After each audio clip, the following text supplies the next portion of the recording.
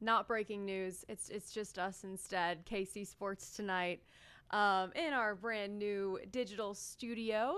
And Mark, we got quite a lot to talk about. A lot of baseball to get to today, but because of that, we're going to start with football because that just Hey, makes Amen. sense. Anytime it's May and we're talking about the Kansas City Chiefs, I'm not going to complain It's a because I good love thing. talking football. Yes, Chiefs wrapped up rookie minicamp this weekend, where they invited I believe it's a record, 108 players. Last year they had 93. Only a handful of those are actual undrafted free agent signings that they made. The rest were just invited. And so we got to meet and do press conferences with all 7 of their rookie draft picks, as well as a local kid who they signed as an undrafted free agent, John Michael Gillenborg, who's a Rockhurst alum and possible new tight end with the Kansas City Chiefs. What were your main takeaways from what we learned this weekend at rookie minicamp? I think the biggest one, you and I actually talked about this a little bit yesterday in the sports office. So you did a story on Saturday about how the Chiefs this year have 108 guys coming in, and you're like, wow, like that is just.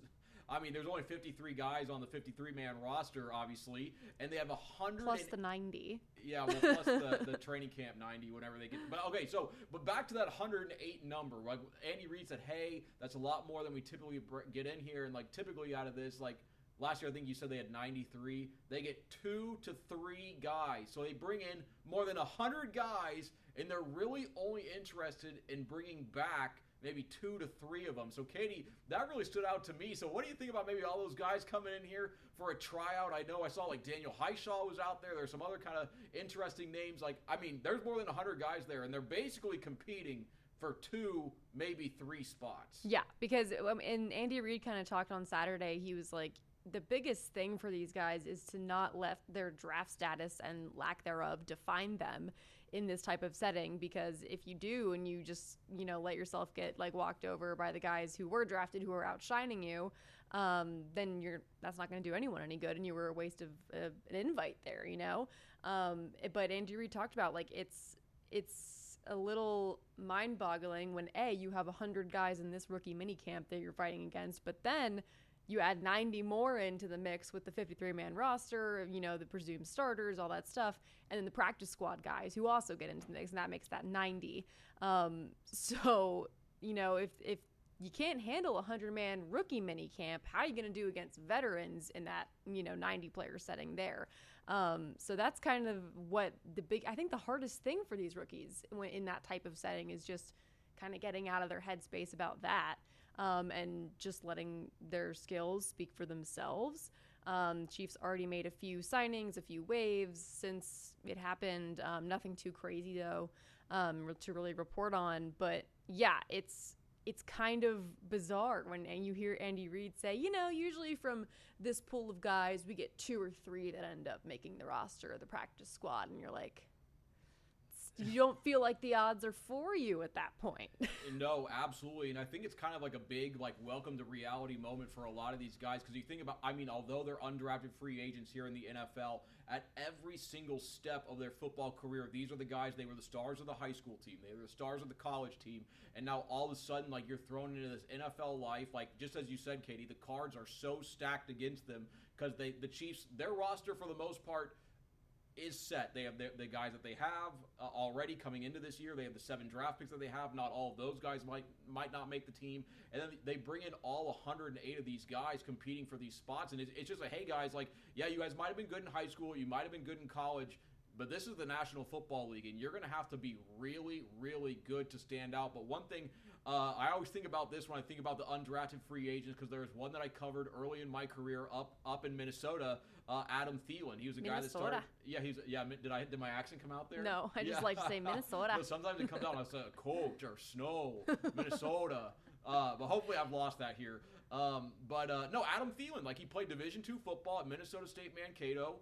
Famously did not have a scholarship there. Gets invited to Vikings rookie mini camp, exactly what the Chiefs just had this week, and then kind of carves out a very, very nice career for himself in the NFL. But I guess the point that I'm making is this is a guy, Adam Thielen, that he probably earned more than $50 million in his NFL career. I think he might still be playing right now, or maybe last year was his last year.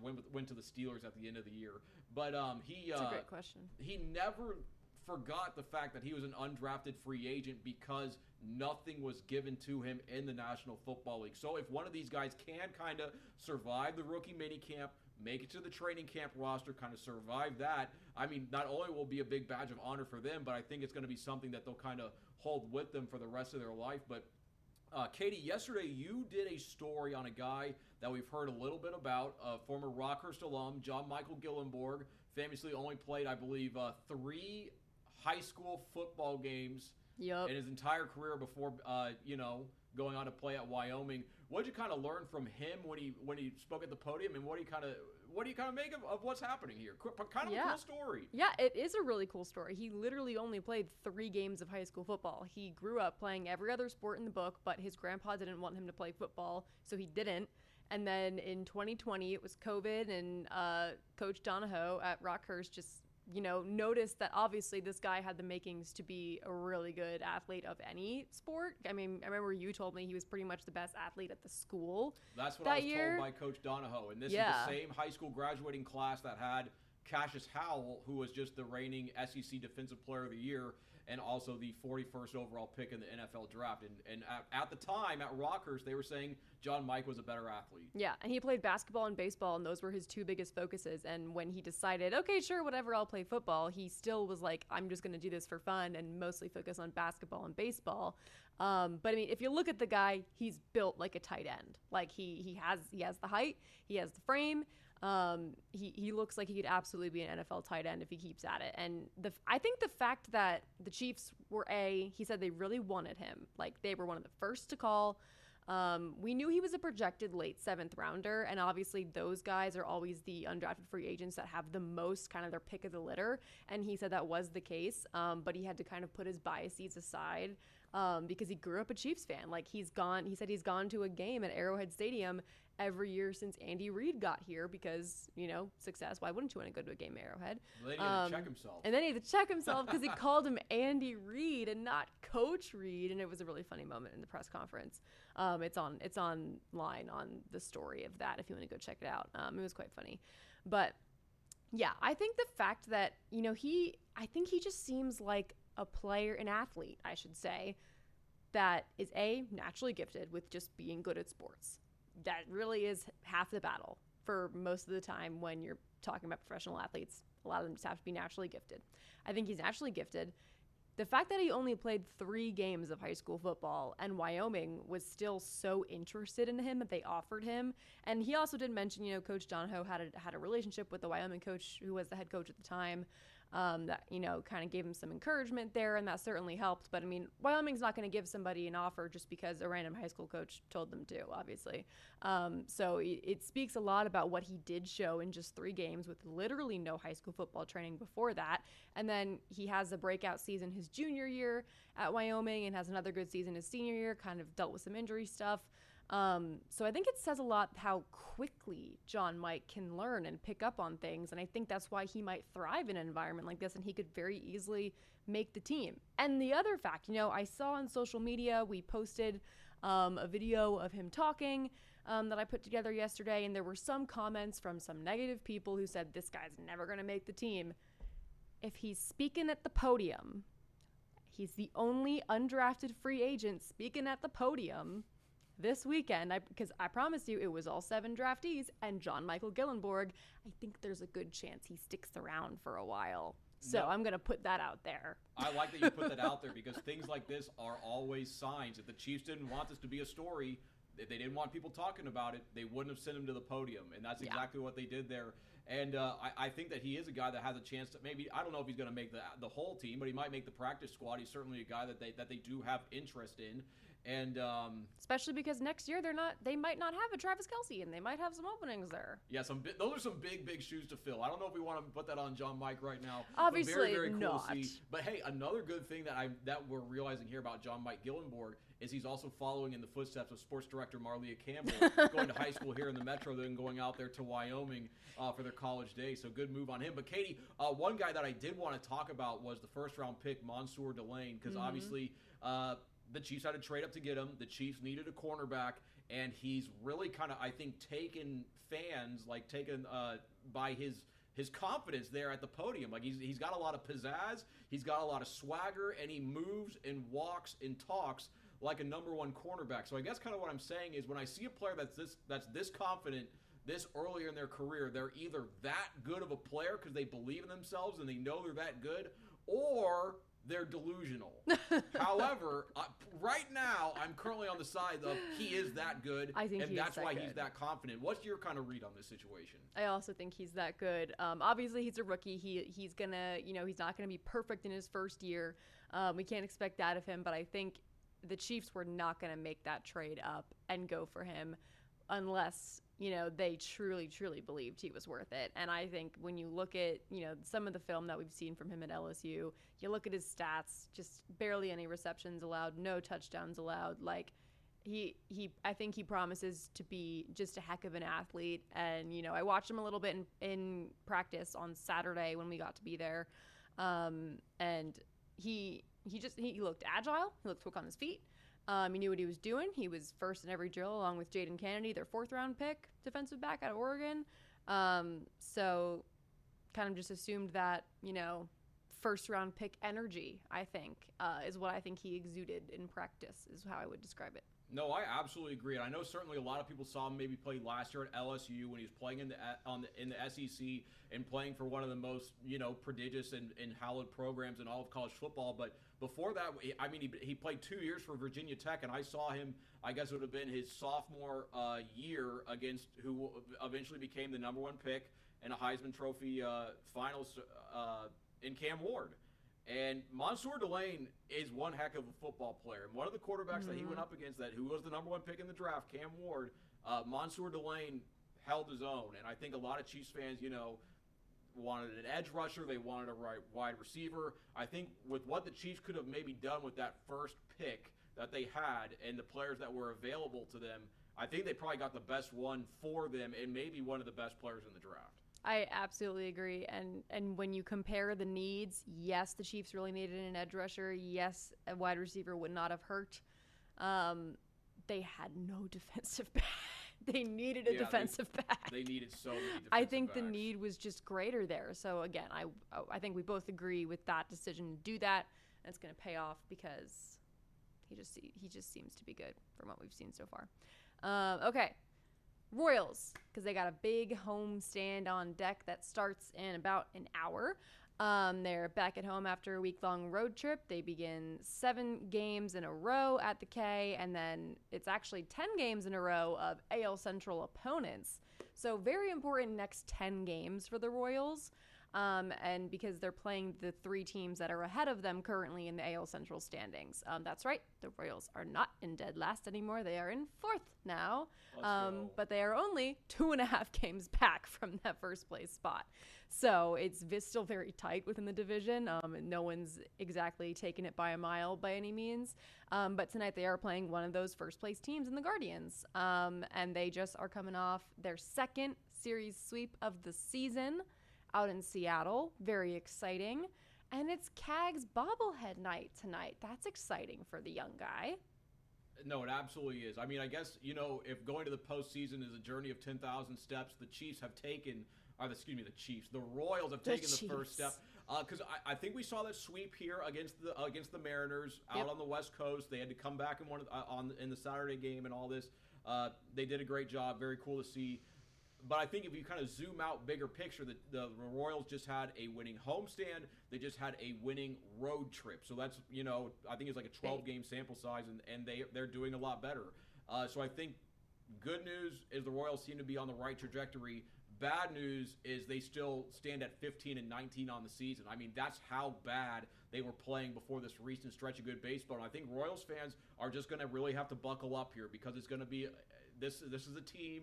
Katie, you've seen it the last couple of years. They're really, really streaky. Even the year they went to the playoffs, win some games, lose some games, win some games, lose some games. Like, it's not necessarily, it's a complete roller coaster of emotions. But Katie, one thing I did want to bring up to you today, because I was seeing this a little bit on my timeline. I saw some Royals fans were kind of fired up about this. So before the season, there was Royals TV, and I think it cost like $99 or $89 for the season. And then I was just checking earlier. There's a deal, I believe, through May 10th that the Royals are now offering Royals TV for $45. So I believe that's half off. Can you kind of believe that, we're not even to Memorial Day. We're not even to June 1st, and the Royals have, they slashed the price. They said, you know what, $90 too much. How does $44.99 sound to you? They said, we get it. You don't want to pay $100 to watch a score one run. It's fine. We'll go to 45. Oh my gosh, I didn't know that. Maybe.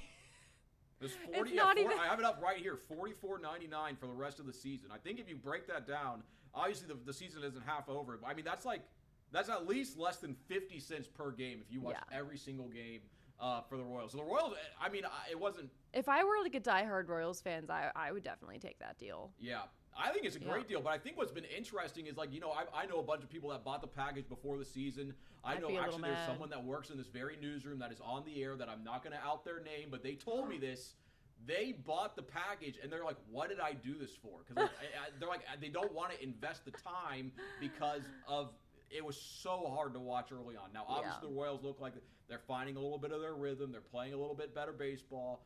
But to hear, fans that were willing to fork over $90, $100 say, I don't want to watch this, I think that speaks to maybe how bad the product was. But, hey, glass half full. They're on the come up. The boys are coming back. Jack Caglione's bat's on fire. He's got the on fire bobblehead today. Carter Jensen's hitting dingers.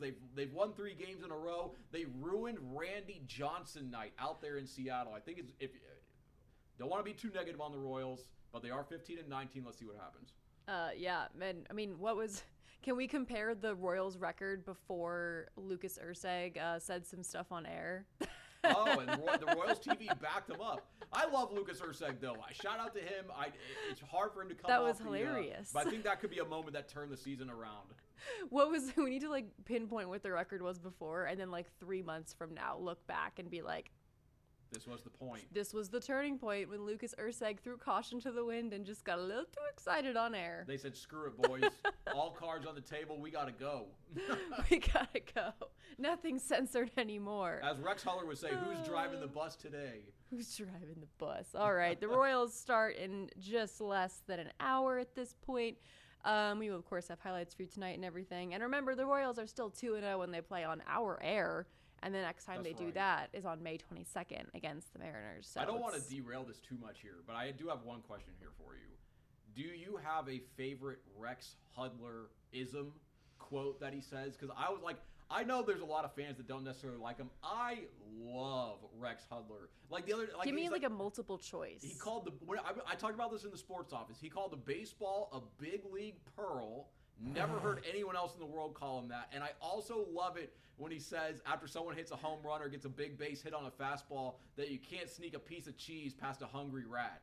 I love Rex Hudler. So I'm all for, baseball is a long game. Sometimes it can be boring. I'm all for more Rex Hudler-isms. They keep things entertaining. Yeah, well, I guess he was roommates with Randy Johnson at one point in their minor league career. And he's telling a great story about how he didn't pay the phone bill when he was roommates with Randy Johnson, and Randy Johnson called him up later and was like, "Hey Rex, you owe me $75." And Rex was like, "You're gonna own the phone company one day, Randy. I'm not paying." I just love Rex Hudler. Sorry, I don't want to derail us anymore. I'm sorry. Mark, this is not your show. No, it's not. We have to talk about the Monarchs. Yes. Which rhymes with Mark. Monarchs. Yeah. Mark talking about the Monarchs. They are back almost. Their first game of the season is next Friday, which is on the road, and then they're back at home on Legends Field. Home opener, opening day, Tuesday, May 19th. I went to their media day today, and they believe that they are very, very deep pitching-wise, and they believe that their manager said that they have the most athletic group of position players that he's ever had in his time there, and he's been there for 9 years and won 3 league championships. So what's your excitement level for the Monarchs this year? I mean, I'm pumped up. I love watching some Monarchs baseball. I remember when the organization started many, many years ago in my childhood as the T-Bones and obviously became the Monarchs. just good to go out there. The home run patio they have in left field kind of makes for a lot of excitement, a lot of dingers out there, a lot of home runs. I'm excited to see how they kind of transition into this year with new ownership. There's a new broadcaster. There's a lot of new things going on with the Monarchs this year. So when did you say the first game was? The 19th? Their first game is next Friday, the 15th, and their first home game is the 19th, which you can watch every home game on our sister station, KSMO. Fun fact, for free. No subscription required. No $45 subscription required, Royals TV. Yeah, so no, I'm excited. And I hope a lot of people go out there and support the team this year because they put on a good show out there at Legends Field. It's a good time out there. You can go to the ballpark. It's a little more affordable than going out to Kauffman Stadium. So I'm excited. If the Monarchs are starting, summer is right around the corner. That's another thing to be excited about. And one person that I think a lot of Kansas City community members will find it very easy to root for if you watch my story from Media Day today, which is also already online. You can go watch it there. Marcus Smith, a new signee addition. They signed him, I think, like a month ago. He was at Media Day today, and he is a Kansas City kid. He went to Pembroke Hill School. He graduated in 2019 as the all-time leader in hits, runs, home runs, RBI, and triples. And he just signed with the Monarchs, and he told a really awesome story about how his grandfather was a massive Monarchs fan, and he would take him to the Negro Leagues Museum a bunch of times when he was a little kid. So he grew up going there, learning the history. You mentioned the T-Bones. He also said they were the T-Bones when he was a kid, and he loved going out there. So now he's playing in honor of his grandpa. So if you love a feel-good story, go out to the Monarchs and watch local guy Marcus Smith on the field. He's an outfielder. So, fun little story there. Another baseball team that we have to talk about are the Jayhawks, who have entered the top 10 of the national rankings. Their number 7 ranking, according to D1 Baseball, is their highest ranking in program history. That's crazy. No, it is. I think there's a lot of people, local baseball fans are getting pretty excited about this. I know, especially in Lawrence, Kansas, there certainly seems like the student body, the university community has certainly seemed to kind of rally around this KU baseball team, which has now been good for a couple of years under head coach Dan Fitzgerald. So kind of cool to see how he's kind of taken his model, I think, of getting a lot of junior college players to kind of change the MO of the program, and now they're ranked in the top 10.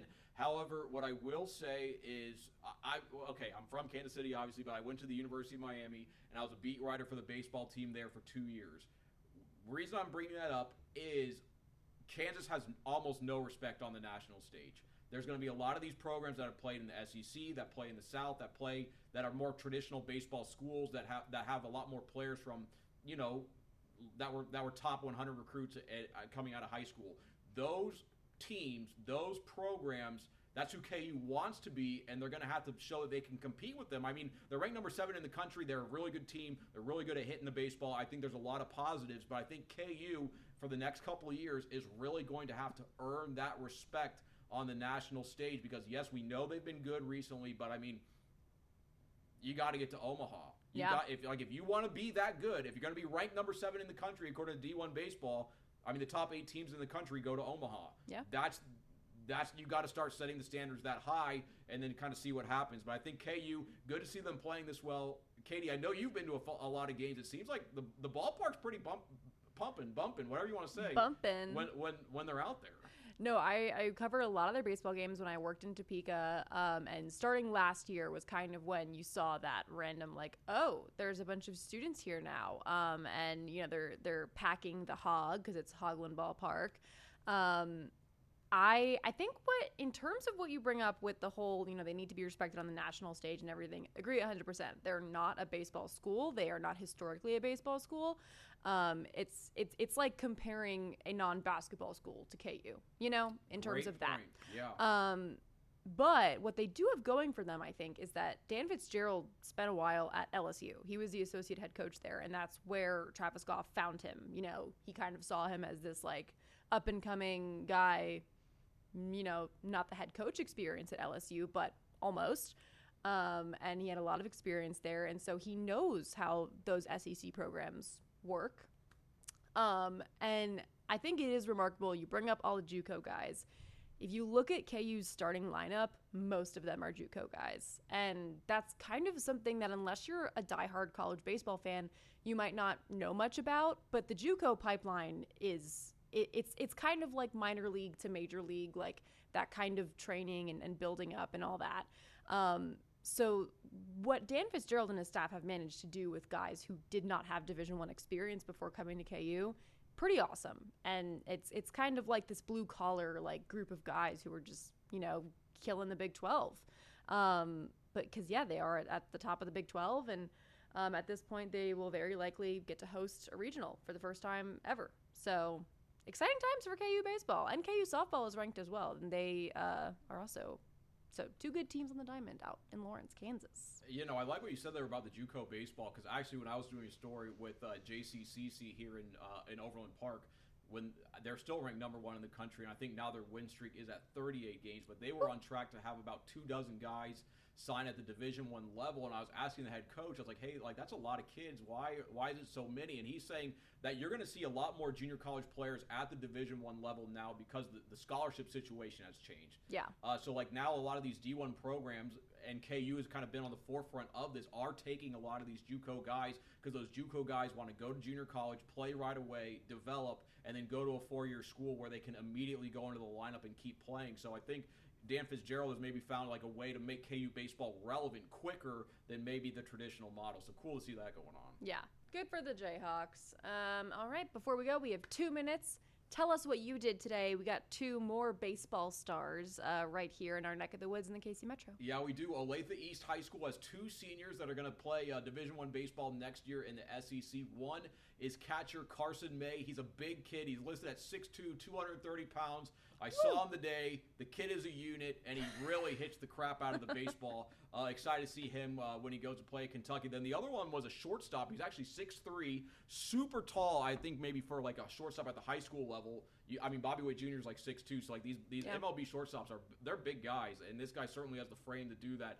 His name was Milo Burton. Now, I bring him up second because I have a little bit of a good news, bad news situation for myself today out there at practice. So for those of you guys that don't know, oftentimes we are our own cameraman. There I am out there. I interviewed the kids.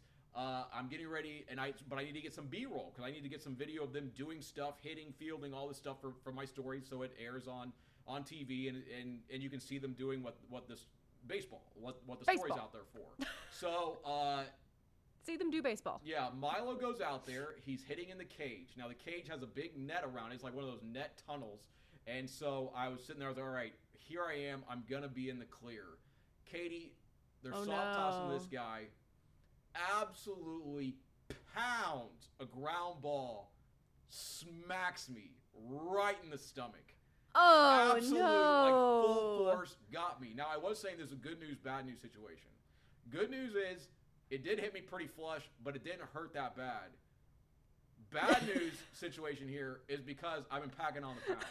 So I was sitting there, I was like, you know what? It's because you've been eating the bag of chocolate chips. I was actually thinking about that when I was out there. So for those of you that, I told Katie I've been putting on some LBs here because my wife and I bought a 6-pound bag of chocolate chips at Costco. So I basically have an infinite amount of chocolate, and I've just been going to town on this thing every night for about 2 weeks. Has not been good for my waistline, but today it was good for me because I took a baseball like 100 miles per hour right off the gut. So, Katie, good news, bad news situation. When you said it hit you in the stomach, but it didn't hurt, my first thought was because of the chocolate. Oh, that's exactly what it was. I mean, this thing hit me flush. It hit me dead square in the stomach. But yeah, we gotta tell a digital team to clip this. Okay.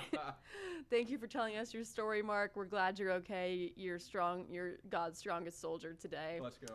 All right. Thanks for joining us on KC Sports tonight. Come back for more fun stories in the future. Bye.